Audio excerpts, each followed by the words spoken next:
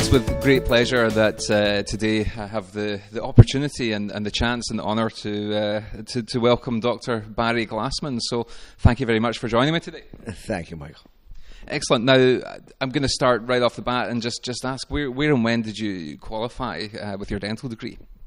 So I was graduated from the University of Pittsburgh in Pennsylvania in... You don't really know to give you the year. It was 1973. 1973, excellent. I've actually got a little connection with Pittsburgh, believe it or not. My great grandmother's brother emigrated to Pittsburgh with a relative who was Andrew Carnegie. Oh my God! I thought you were going to say graduated the same year I did. No. Well, he may have done. So there we go. Now, I understand, obviously, your clinic and your career has been focused on a number of things, dental sleep medicine, TMJ, chronic pain, head and facial pain, splint therapy. Whereabouts is it you work? Can you tell us a bit about your normal clinical day? What type of things are you doing day to day? An interesting question, Mike, because you may not know this, but in about a year ago, I retired from clinical practice. Still managing to keep very busy with on many topics, such as trying to deal with improving sleep medicine and improving the practice patterns and improving the relationship between medicine and dentistry and medicine and patient care. Both of them present tremendous challenges. And I'm still doing a significant amount of teaching and consulting in the pain and oral facial pain region. So, but in 2007, 2008, no, actually a little before then, I dropped general dentistry, and my entire day was focused on patients that were referred either by their physicians, most commonly by their secondary care physicians, and thirdly, most commonly by their dentists for oral facial pain issues. Okay. How's that been, dropping the clinical side of things? I guess it must be challenging to get to a point in your career where you are, presumably you were helping a lot of people who were having a lot of difficulty. Did you find that a difficult personal choice to then decide to drop the clinical side of things? It was traumatic. It was, no one's ever asked me that. So I thank you for that, because it was... In this particular instance, the most difficult decision of my life, not because it had nothing to do with economics. It was because by no longer practicing, it was my job to try to find a way that my patients who, for whatever reason, whether it was an appropriate emotional tie or a actual required clinical tie, and you and I know when you're dealing with chronic pain, sometimes you struggle personally on the difference. Having said that, yes, it was very, very difficult to write that letter and tell my patients who often continually contact me and ask why. I'm sure, but I guess part of the balance and being able to regress that is the fact that you're now doing more teaching, presumably, and passing on the knowledge and the skills that you have to other dentists. That's my hope. So my hope is that what I've learned, and it's really interesting because we have a specialty in oral facial pain, not in terms of American Dental Association, but we've got craniofacial programs and we've got oral facial pain programs. But the programs are very much they tend to be evidence-based, which is fine, of course. But they seem to forget, and so many seem to forget, that when Sackett wrote about evidence-based medicine, he didn't say or suggest ever that everything we needed to do needed to be quote-unquote evidence-based, and if you did anything that wasn't evidence-based, it was inappropriate. Sackett included appropriate clinical evaluations and experience in the risk-benefit decision-making when it came to treatment and diagnosis. So there is a large academic side of our field that really tends to handcuff people because it would be considered inappropriate to use some of the hypnotic things that you're so excellent at in order to help patients. It would be inappropriate to use specific splint therapies because there are no really good studies when we all understand that we can't do really good studies on splint therapy. And you can't do washout periods. You can't really evaluate them properly. And that there's no way to evaluate, and this gets back to your first question, there's no way to evaluate those kinds of things when the truth of the matter is that when you're dealing with chronic pain, more important than any of your specific techniques, as long as they're appropriate, is patient management. And you can't. So when you put in a splint, and someone else puts in a splint, and then you want to evaluate the results, the patients weren't the same because we don't have really definitive diagnoses. We're not good at that. If I said to you, people are still calling it TMJ or TMD, which is absolutely absurd. And then if I said, well, I was treating stylomandibular ligament insertion tendinosis, most of my profession would look at me and say, what are you talking about? So we don't have really good diagnosis. So that's the first major problem. How do you compare a treatment of putting in a splint without an accurate diagnosis to start with? And then a splint is not a splint. If you use in England in Scotland, they use SCIs, or NTIs, or any anterior midpoint stop appliance. It's not the same because you used it. It's following a therapeutic protocol, etc. And so when they try to do a study, it's lost. And so consequently, if I thought of the number of people that I would have been able to help if I went only by evidence-based. So many times I'll get a call from some of these patients, some of these docs who had gone to these orofacial pain programs, and they will say to me, to be honest with you, Barry, I can diagnose the hell out of everybody. I just can't help anybody. Indeed, and one of the things I remember from going on one of your courses previously was this discussion about the terminology in TMD, and I'm sure it was yourself that said that's like going to your doctor and him saying you've got sore knee syndrome or something similar. It doesn't really tell you anything. Well, exactly. We used to call it TMJ, and then everybody says, well, you can't call it that. That's the name of the joint. You wouldn't say to somebody who's got knee pain, you've got knee. So we changed the J to a D, and now we feel better. Now, it's like going now and saying, getting a diagnosis from your doctor, you've got KD, knee dysfunction. So whether it's patellofemoral syndrome, whether it's arthritic changes, whether it's a fracture, whether it's a medial cruciate or an anterior cruciate tear, all of those things are diagnosed and treated differently. And yet if I said to most patients, most docs who treat TMJ, are you dealing with a lateral collateral ligament issue? Are you dealing with, explain to me exactly what the issues are with an anterior disc displacement and its progression and the possible adaptation of this fibrous connective tissue, this fibrous tissue that this disc is made of, that acts like bone and may not be treated. It isn't the end of the world if it isn't exactly where it was when you were 17. There were lots of things in my body that aren't where they were when I was 17, and I don't want to go into them. But we adapt, and that adaptation and the realistic approach to dealing with joints is often left out by a profession that's looking for that impossible thing to find called perfection.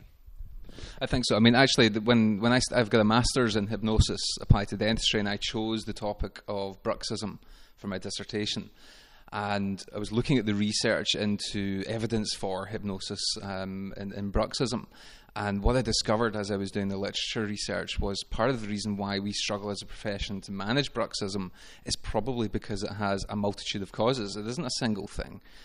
Yet we don't really ask our patients the pertinent questions. What is their recreational drug habit? How many hours a day are they chewing gum? All these factors that can have a part in the overall issue.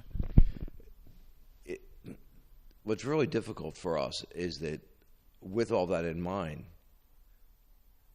we still know that bruxism tends to be centrally mediated. And if I could do anything for dentistry, I would get us to stop thinking linearly and eliminate the word causal. Many things can have associations, and it may not be the thing. Once there's an association, that doesn't mean that, therefore, that particular association, because we happen to be dentists and that association is related to teeth, that's the best way to approach that problem. So we're just not. We want answers. We expect answers, and unfortunately, in our history as dentists, our restorative leaders, our gurus, when there weren't answers, and they had to provide them, just made it up and continued to make things up in order to fill holes and make us feel better. And then our docs go back and find and are looking for that and see it. So that's the true definition of confirmation bias. And now we believe in this mechanism.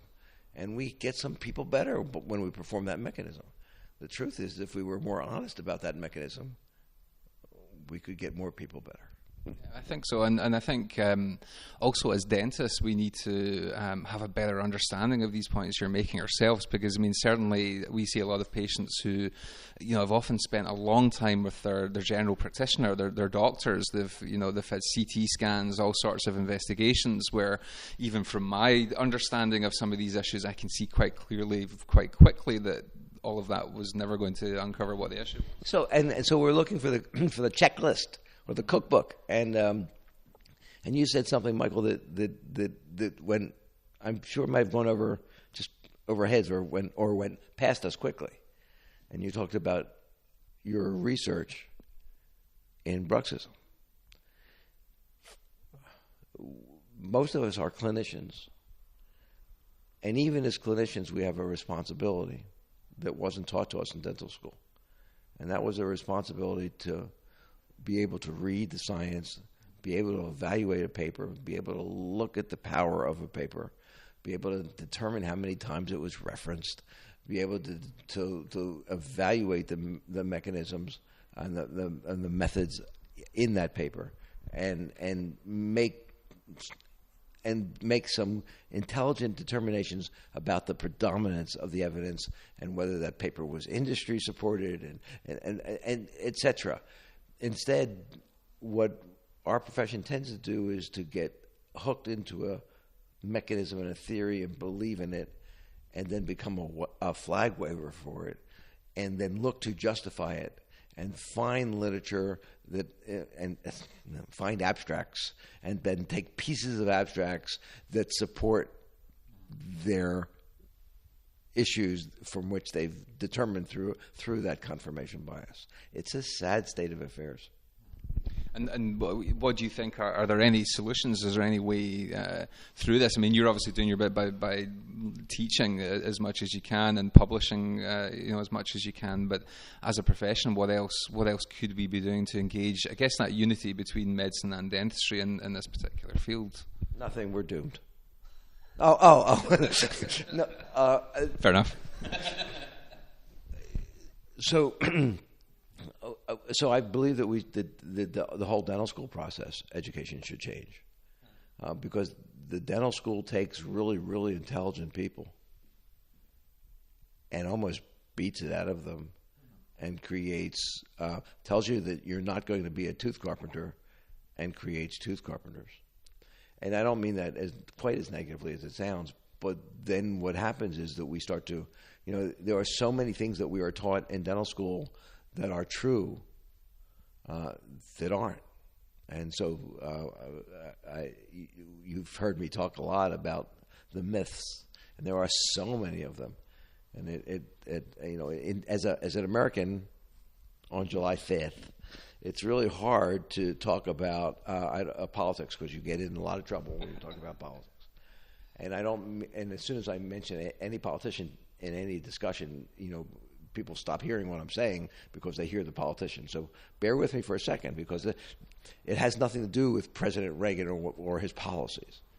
And it has nothing to do with the Democrats or the Republican Party, because this could go either way. But what he said was fascinating. What Reagan said at one point, he was talking about Democrats. And he said the problem with Democrats isn't that they're stupid.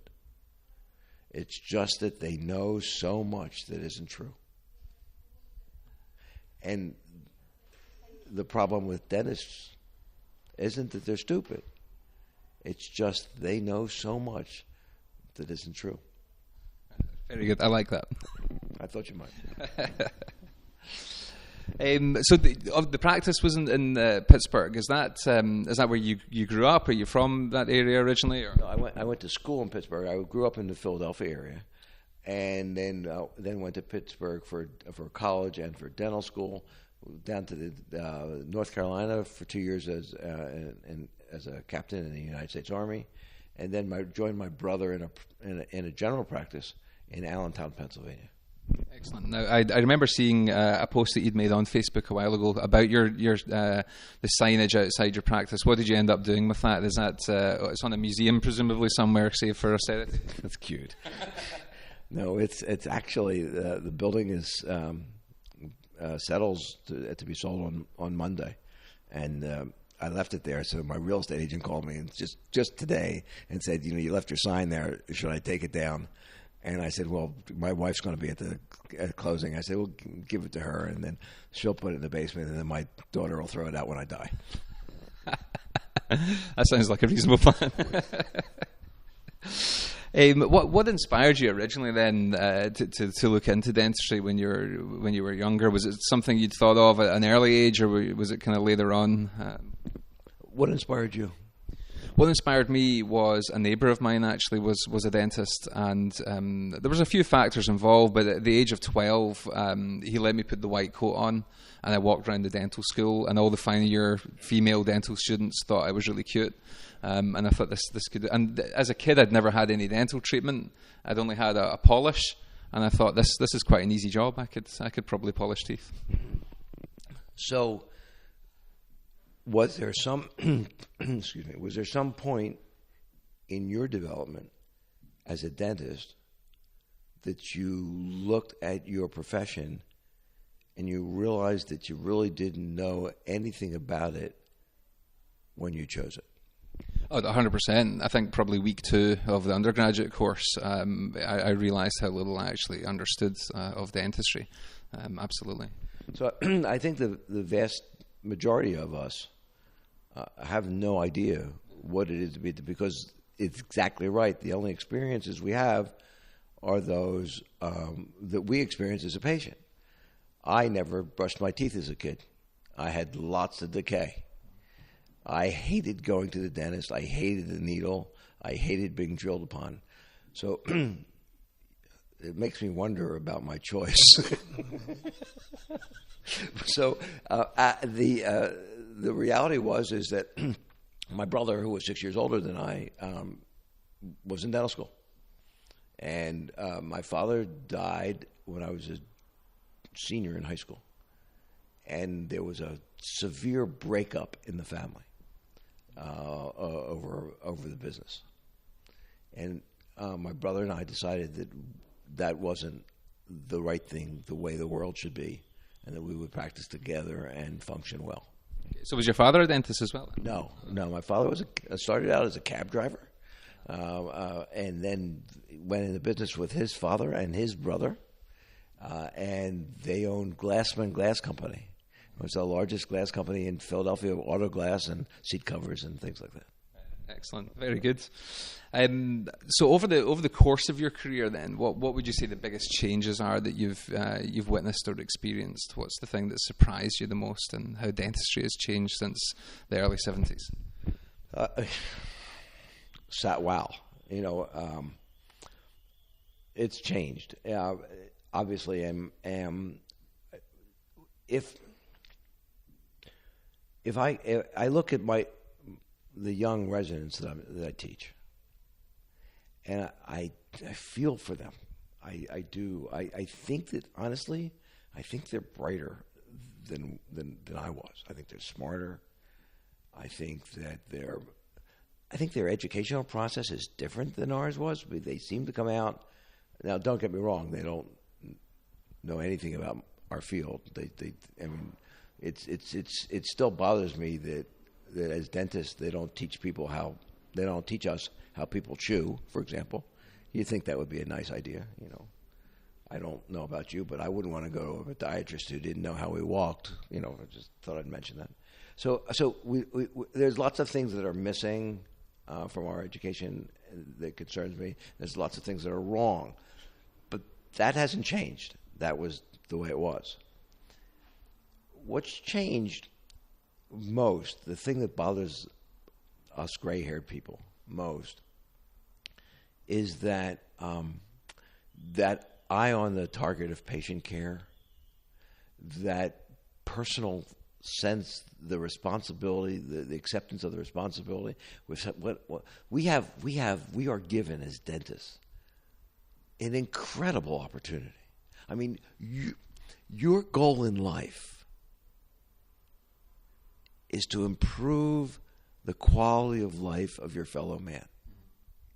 I mean, what an incredible opportunity that is. That most people's goal in life is to sell something that someone else made so that they can get their piece and extract as much money as they can out of somebody else's wallet for that sale, and then pretend as though it's going to help them enjoy their lives. We don't do that. We really have the potential to help people. And rather than express that, terms like closing a case has come into our profession. I know that it's important and I understand it's necessary, but I didn't know what an ROI was until 5 years ago. You looked at things and you determined whether or not they would help patients, not whether what its income was going to be, how it was going to result. And admittedly, we could afford it then. We joined, when I got to Allentown, there were study clubs. And we all got together. And we liked each other. And we shared information. That changed when, advertising was allowed. That sign that you referred to has my name. It's 1.5 inches high letters. Why is it 1.5 inches high letters? Because that was what was considered ethical at the time. There was no advertising. And when advertising started to come, then it was suddenly who had the bigger ads and who used 3-colored page ads in the telephone book. And now it's it's social media.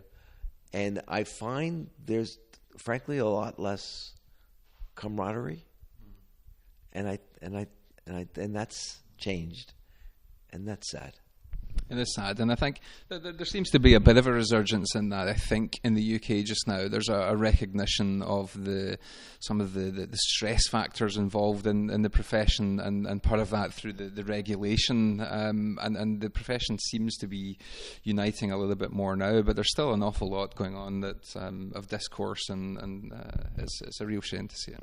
Nothing better to create camaraderie than a common enemy, and you certainly have one here.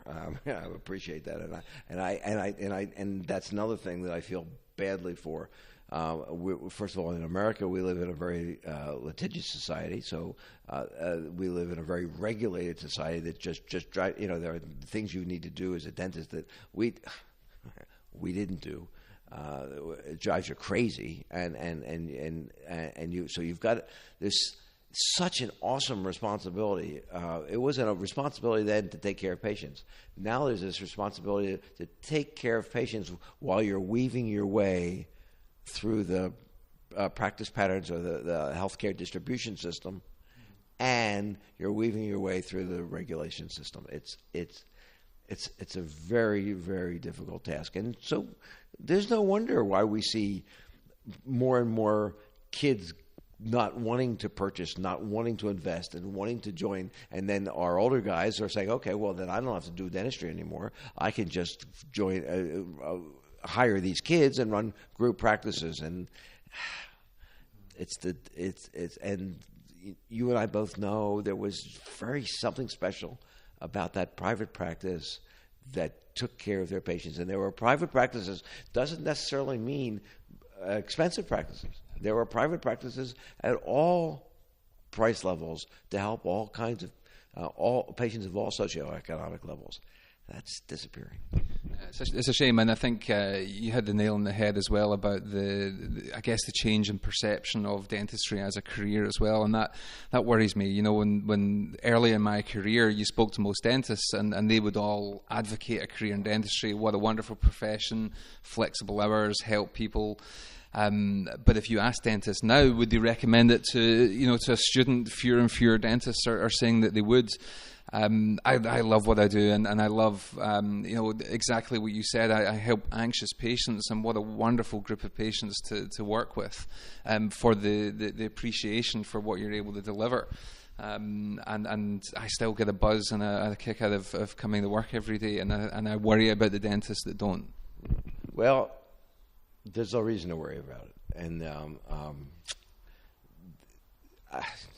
those who know me and have heard me talk about the book I'm writing, just so you know, those of you that heard me 5 years ago, it's coming along well. I've written another page, so it's really hard for me to do because it's painful. The book is being written with a clinical psychologist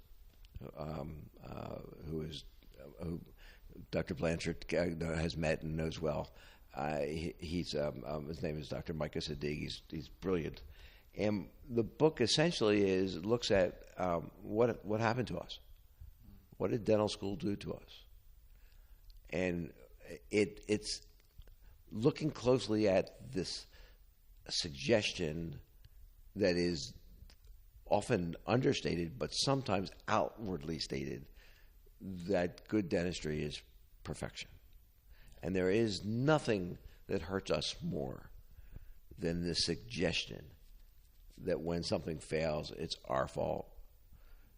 And irrespective of the conditions, we should be perfect. And we're not. I don't know how to tell you this, but here's the good news. When I did general dentistry, there were some margins that weren't what they should have been. There were some restorations that didn't look like they should have looked. Occasionally, my contacts weren't in the middle third in the posterior. I mean, come on. You saw 15 patients every day, working your tail off. It all doesn't go the way you want. And because we're trained that it should, it beats on us. We don't sit there and say to our assistant, well, that was a pretty good procedure. I would have given myself a B- on that. Or we don't go home and tell Sharon, I don't tell Sharon, I saw 15 patients today and 8 of them I did really well. We don't. So who does that constantly, and what does that do to us in the end? And then you add that frustration to the unappreciative patient, where you really tried to do your best and something didn't go well, and they're screaming at you, and they're throwing the dentures back at you, or they're not going to pay their bill, or they're going to go to their lawyer, or the staff doesn't feel as though they're being treated well, or the hygienist is upset because you were 10 minutes late and so yes. Now let's go back to the regulations. Let's go back to the competitiveness. It's a difficult profession, and we weren't set up well in school to handle the business. We weren't set up well in school to understand our goals, to do our best, but not to expect more from ourselves than is humanly possible. And we were not taught in school that we're not always going to be perfect. So, furthermore, the schools made us vulnerable to all kinds of, in my field, camps. The up and back camp, the down and forward camp, the neuromuscular camp. We become vulnerable to all of these because we weren't given the tools to determine what is based on good science that is being, or art that is being guided by good science. Yeah, absolutely. And I think if you combine everything you say with the advent of social media, of dental awards, all the things that champion that idea of perfectionism, or this is my standard everyday composite kind of idea, the challenge then for the younger dentist is being able to separate that from the reality of, as you say, a busy practice where you're seeing several patients in a short amount of time. Absolutely. And now take that. So that's the general practice, and we know that the general practice has these basic concepts. The dentist has these basic concepts that he has to have. For example, all of the answers. So when patients ask them questions, why do I brush and clench my teeth? They have to. Well, it's because you're nuts, because you're upset, because it's your divorce, whatever. So they expect all these answers. Well, it's hard enough in dentistry. We're looking for perfection in dentistry. You and I both know that you can work really, really hard. You can treatment plan any patient. And when you treatment plan that patient, it starts with the periodontal, it goes to the restorative. And what's the prognosis? Of course it's excellent. It's excellent. And when the case fails, whose fault is it? It's obvious. It's the labs. Because it's got to be somebody's fault, right?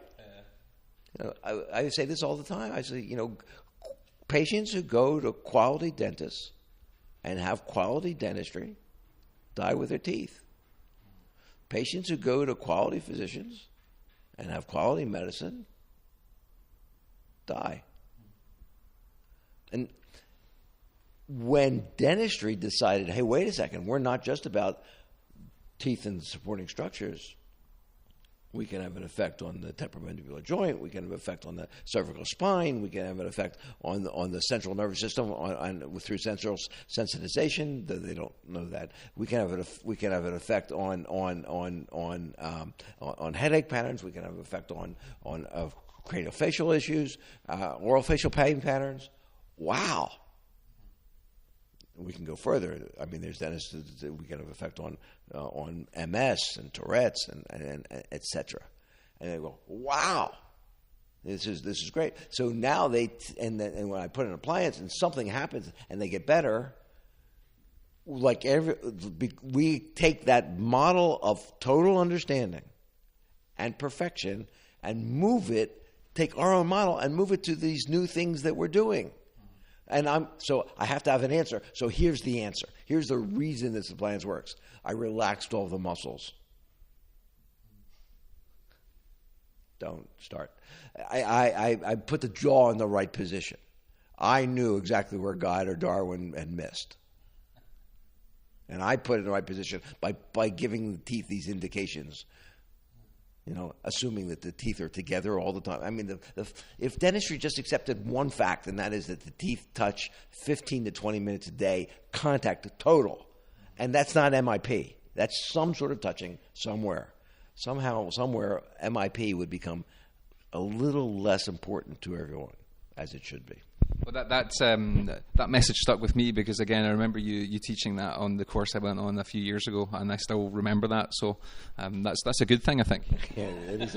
That's good. It's nice to know I affected someone. One of the questions, I guess you've probably already answered this. I was going to ask you, what would you put into a dental room 101? Room 101 being the thing from 1984 where you get rid of it's all the horrible things or exist in this room. There's a TV show in the UK called Room 101 where the contestants get to dispose of something so it doesn't exist in the world anymore, if that makes sense. What would you get rid of from dentistry if it could just disappear? 3 things. Ego, and ego. Excellent. Okay, that's a good answer. One of the things, again, I remember you talking about at your course was talking about helping dentists unlearn before they learn. You talked there about the myths about occlusion and splints. Other than, obviously the contact being only a very short period per day, what other kind of common myths and misconceptions are there about occlusion, about splint therapy that you think are important messages to get out there to the profession? So, there are so many things that we are taught that when I say them, people think are somehow are controversial. And I've thought hard about this, and I've said, why are these things controversial when they're so well supported and at least should be considered? And what happens is that there are many things that are taught to us that are just part of our being, Mike. They're the ground, the wind beneath our wings. This is exactly what they are. And the fear is if you take them away from me, not only am I going to stop flying, but you're telling me that I have been flying improperly all of these years. I can't possibly accept that. And what I'm saying, that's not my message. What my message is that some of the things that we've been doing, of course, we've been somewhat successful in our mindset, with our mindsets. However, if we looked at them more realistically, we could be more successful more predictably, and we might have less of the problem that that I think most dentists have that keeps us from moving forward, and that's fear of failure. I don't want to treat TMD. I don't want to treat JMD patients. Those people are all nuts, and a lot of them you can't get any better. So because you can't get a lot of them better, I shouldn't treat anyone. What is that? I shouldn't try to help anyone. It doesn't make any sense. So what's the number one? The number one mindset that we're given is what I call the stipulation of occlusion. If I give any dentist an upper model and a lower model, the first thing they do is put them together to see what happens when the masseter and temporalis contract and stay that way, even though it never happens in function. That's a good bite. What does that even mean? If you look at you go to any course and you see all of the pictures they show, what's the thing they show? The teeth are together. We think of the teeth as together. So they're not. Teeth are at rest. And now that we argue over a joint position. And I want to say, if I could teach anyone anything, I would say add this word to your mindset whenever you talk about anything about occlusion. The word is when. That's a bad joint position. When we look at their joint position. Well, what's the first thing we do if we're going to x-ray a patient's joint position? What do we tell them? Bite. Right.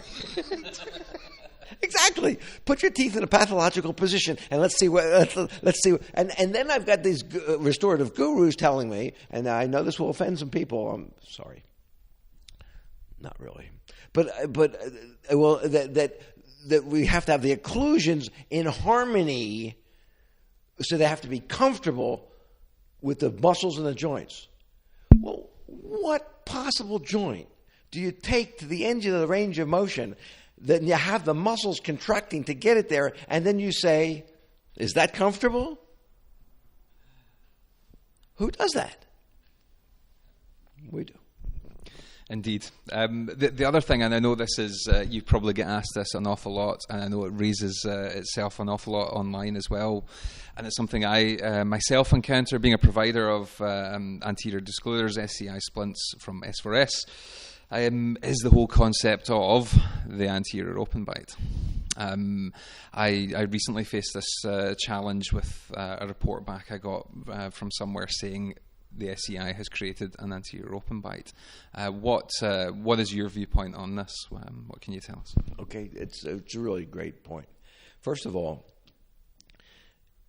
it goes back to some basic principles. And the basic principle when you're making any treatment decision is what I call the risk-benefit quotient. You never want the punishment to be worse than the crime. So, use of a SCI or an NTI or an anterior midpoint spot splint or a B splint or any term you want to use, do any of these with an anterior discluder cause a patient to have an anterior open bite? And the answer is it's more likely to have an anterior open bite with use of an anterior discluder than with any other appliance. Having said that, other appliances have caused anterior open bites. What causes the anterior open bite? It's almost never the assumption of posterior supereruption. And if you take these patients that have anterior open bites and you take models and you put them together, and recently Matt at S4S took a case and they actually had a previous model and they put it on a scan, and then they scanned the new case with the anterior open bite, and posteriors fit perfectly, laid right on top of each other, and that's what we almost always see. And this is the wrong time to go into trabecular changes and why people don't supererupt. But the reality is they won't supererupt almost all of the time if there's function. The supereruption we see is when there's a tooth and there's no tooth below it and there's therefore no function. Not that the teeth are contacting, but there's no forces with the bolus. It's really important that we not think about the teeth touching when they chew, because they usually don't. So when we did a study with 78,000 applications, so we did now admittedly this is a retrospective questionnaire, and it was myself and Andy Blumenfeld, who was a neurologist, and Jim Boyd and Steve Bender and Don Malaysia, and we did this study, and we gathered all this data. And we found that there was, on 78,000 cases, there was reported from these dentists a 2% untoward effect. And they weren't all anterior open bites. That's any kind of significant untoward effect. So while it's not common, it sure can happen. And how does it happen? Why does it happen? We actually had, and you may know him, we had Mariano Roccabato. So I had Mariano Roccabato came to our office, and we had a group of us that were there, and we had a whole series of patients that had anterior open bites. When you're putting in, we averaged about 3 to 4 appliances a day. Patients get appliances a day. So when you're putting in that many, we had about 10 patients with some degree of anterior open bites. Interestingly enough, in all these cases, the patients didn't care, but we'll get to that in a second. So now we looked at the anterior open bites, and we found that the teeth hadn't changed. But at that point, I was taking radiographs, and we had lateral films on all these patients. And so we retook. He had us take the lateral films again, and in almost every case, there was an improvement in the lordotic curve or a change from kyphosis to lordosis. And he looked at me and he said, "That's it, Barry." And of course, I had no idea what he was talking about. I mean, did you notice how I was nodding, but I didn't know actually what you were talking about? So lordosis and kyphosis aren't terms that you're. I don't think so. No. Okay, so a lordotic, because you were nodding and I was believing. So a lordotic curve is a normal curve, and a straight neck, or a reverse curve would be a kyphosis. Okay. So as we come forward, we'll lose that our lower doses. So with a change in the curvature, he then sat us down and showed us how will we get an altered trajectory. And so the teeth are now coming. And despite what our dentists like to think is that teeth will find their interdigitation, not necessarily. And so they find this altered curvature. And so we've got new muscle engrams bringing the mandible and hitting the posterior teeth first. They're just coming together differently. Yeah. Basically. At a different angle. Totally. And when does that... So what we teach people is that you should never use an appliance like this in a patient that's asymptomatic or not significantly asymptomatic that they wouldn't care.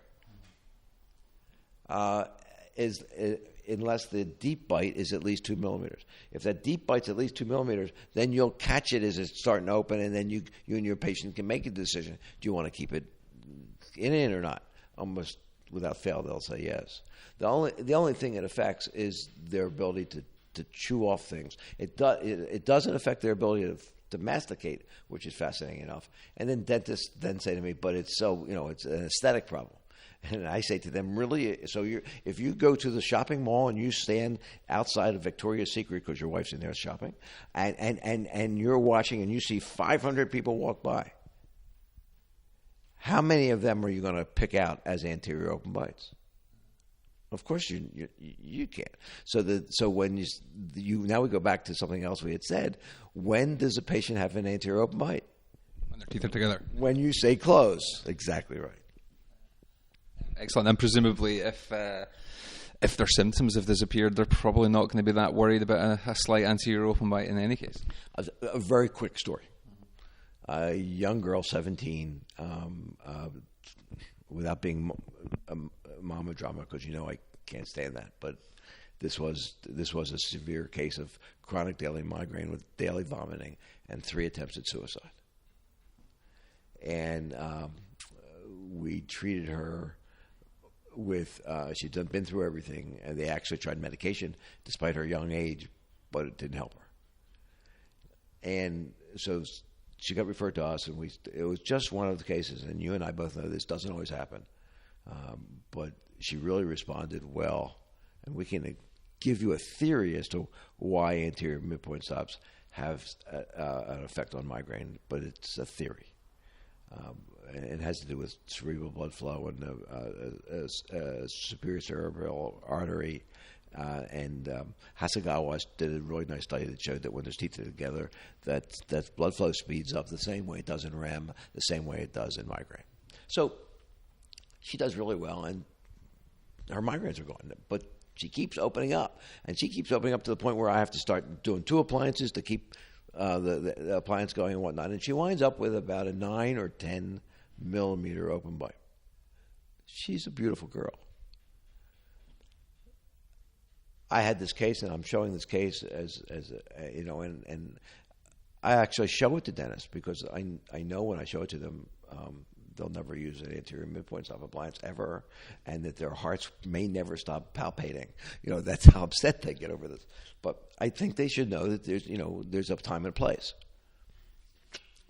I gave that up. I thought maybe that was too dramatic. But anyway, I was showing the case about 8, 9, 10 years later, and I realized that I hadn't seen Amy for 8, 9, 10 years. So I called, when I got back to the office, I said to my staff, get Amy in. If she's in town, I really want to see her. And they told me that, yeah, Amy's around, and she's going to come for an appointment. Amy comes for her appointment, and she sits down in a chair, and the first thing she does is she says, Dr. Barry, I need to show you something. And she pulls out her wallet, because it was before iPhones, and shows me a picture of her twins. Now, I know without that plastic, she doesn't have twins. Mm-hmm. Those kids aren't there. And it's a real emotional moment. I do my best to. I said, well, Amy, that's really great. I said, great, let's check your appliances. And she said, I didn't bring them. I said, why? I said, Amy, come on. She said, bite. She's got a 9mm, still a 9mm, whatever it was, open bite. I said, why didn't you bring them? She said, well, it's been a long time. I was afraid maybe you learned something and you were going to take them away. Wow. Yeah. So there's, and yet we have patients who are upset. Mike, the important thing with anything, with you, forget SCI, forget anterior open bite, with anything, it's patient management. If you suggest to you tell your patient, listen, we're going to use this appliance. It really has the potential to help you. I know it's going to control your teeth, your grinding and clenching in terms of what the damage that it's done. And it's going to protect your teeth. It's got a really good chance of decreasing the intensity and frequency of whatever symptoms you're having. If you were my wife, and I liked you, this is how I would treat you. If you're my daughter, this is how I treat you. But here's the thing: sometimes we see some minor bite changes, and sometimes they become even more than minor. We need to monitor that, and then you and I make a decision as we go as to whether or not this is something we want to continue. There's not anybody who doesn't hear that and say, oh, so if you put the patient on the team, no, I haven't sold the appliance. I haven't said, this appliance is going to make your migraines go away. I have suggested, and I've done something that we give lip service to. I've put the patient on the team. So it's not my responsibility only, it's ours. It's very important. The number one reason people can't get the massive amount of help that they could get from anterior midpoint stop appliances like an SCI is fear of failure. That's true. We don't put in a crown and say, now I'm going to give you this crown. Would you like me to make this crown for you? There's a 70% chance you're going to be able to chew with it. Yeah. Who does that? All right. And yet I put in a sleep appliance, and there's a X percentage chance it's going to make their sleep apnea worse. Fact. I'm going to give them an SCI. Their chief complains of migraine. So what are the chances of this helping? I said, I don't know. I'm not. Well, what are the numbers? I said, I'm not. I'll be honest with you. I'm not giving you numbers. I'm not. What are you avoiding? I said, I'm not avoiding anything. The fact of the matter is that you're a unique patient, and I wouldn't be giving this to you if I didn't think it had the chance to help you that was worth a try. Would you ever refer to it as a diagnostic appliance? It's something we've sometimes referred it to with regards to that expectation of the patient that we're going to deliver something that we believe has a good chance of helping, but whatever happens, we get information. So if you find there is no benefit, then that's still information that we can use. That's great. You're smarter than me. Use that if you like. Thanks. Do I have to put the gal name there? Well, I stole it from somebody else. Don't we all? And that's true. I mean, what's really fascinating is there's unlike some of my cohorts, my fellow people in the field, I don't have an appliance with my name on it, and I don't have. I've created nothing. I really have. I've stolen everything. We just wrote a paper. Michael, you'll be happy to hear this. We just wrote a paper that was accepted by Headache, which is a really it's very, very exciting. It was written by the neurologist, the chief of neurology of the Headache Center that I taught the sphenopalatine ganglion injection to, and then he's been using it on his migraine patients. And we just wrote the paper and just got accepted by Headache on the use of the sphenopalatine ganglion injection in migraine and cluster. So we're very, very excited about that.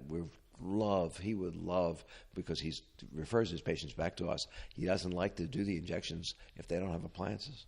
So we had to do these without them because it would have complicated the study. But then after we got the study results, many of them came back for appliances. Excellent, good. I know you're obviously involved with Dentaltown in the States. Is that correct? Do you have a role with Dentaltown? No. I thought you did. You just articles and contributions with it.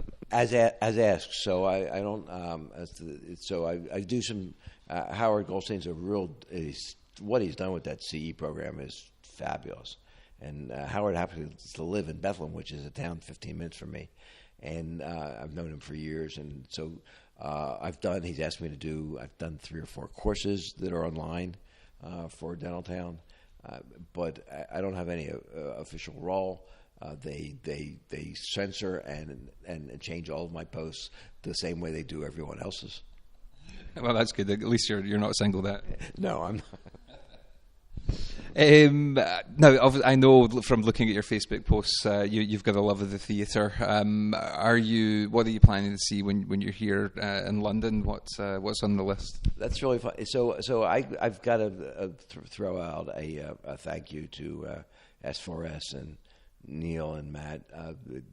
This is our 6th year running, and it's really, London is my wife's favorite town.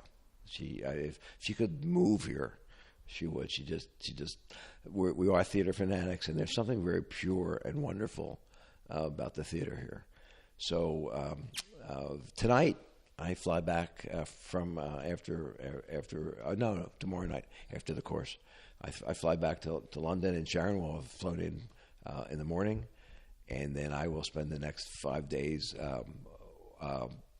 trying to keep up with my wife as she goes from theater to theater, and I don't have any idea what we're seeing until it starts, and sometimes I don't know what we saw when it's over. But I know that she's trying to get in to see Harry Potter. I had done the show. I played Roy Cohn in Angels in America, parts 1 and 2 in the States, and so we were here, and I got to see Nathan Lane do it last year at National Theater. He was okay, but whatever. That was going to be one of my questions, asking about the. You were also in. It was Tuesdays with Maury. You said there. So, what got you involved in the acting, and what is it you like about that? That's fascinating. So, Sharon was involved in drama when I met her, and that was one of the ways that I could get to spend more time with her when we were dating. And she was teaching, and then when we went to North Carolina, I was a captain in the dental corps, and they had a theater there, and they had a wonderful theater program and an incredible director, and I think I just had some innate skill. I'm not trained, but I did very well and really loved it. And then when we came to Allentown, Sharon became, within 2 years, became president of Civic Theater and stayed president for 38 years. And we have worked very, very hard at that particular theater, but at other theaters. And we have a full-time director there. It's a full-time artistic director and using relatively amateur talent. But the talent in our town is simply mind-blowing. We did a Rent that was incredible. I mean, the shows that they've done, it's just amazing, and I've gotten some really good opportunities. I've done things like the lead in One Flew Over the Cuckoo's Nest, and a whole series of really excellent opportunities that I've had. And Tuesdays with Maury is a wonderful 2-person show about Maury Schwartz. Did you read the book? I haven't, no. Okay, so Maury Schwartz was dying of ALS. And decides he was a student. As a teacher, he had a student that got very involved in sports journalism when he left, and forgot his teacher. And then Maury Schwartz was actually on Ted Koppel on Nightline and was interviewed, and the students saw him, and they came back and wound up coming back to see Maury every Tuesday as he is deteriorating with his ALS. But looking at life positively and giving his student a lesson in how to live and how to die. It's a beautiful piece. Well, it sounds it. And I guess, I mean, it didn't really surprise me when I learned that you were involved in acting. Seeing you present, because being able to be an effective presenter is you're kind of on stage when you're engaging a room of dentists or doctors, and I guess part of that is being yourself, and part of that is an ability to understand your audience as well. And one of the things I loved about going on your training course was the energy, the passion, and just that natural ability to engage with the audience. Obviously I've got a background in hypnosis behavior, and when I'm confronted with somebody who's very good at what they do, you can never mimic or replicate anybody, but you can pick out characteristics that you think this works. So I thoroughly enjoyed your style of delivery as well as the content. That's interesting. I have a message there. So yes, the theater experience was helpful. The ability to project, the ability to change volumes, and but it's not teaching. And that came from another source. When I was originally asked to teach by bioresearch, I came home and said to Sharon, I said, well, who is a teacher? Guess what, Sharon? I'm going to teach too. And she said, who said you know how to teach? I said, well, I've been studying. I know my stuff. I think I can help people. She said, you're going to suck. You don't know anything about teaching. I said, well, maybe you can help me. She said, no, I'm not going to sit there and watch you fail. So I taught for a couple of years. And she refused to come. And then we went to a Las Vegas course, and long story short, she stops in and sees me teaching for a little bit and then goes back out. And I saw her, and I was a nervous wreck. So we were at dinner that night, and when we're at dinner, I'm waiting, and she's not saying anything. And finally, at dessert, I said, well, you were there! And she said the following. We're married, which she didn't have to tell me. Well, we're married, and I've watched you over these last 10 years grow and recreate yourself. But I had no idea how much material you understood and clearly mastered.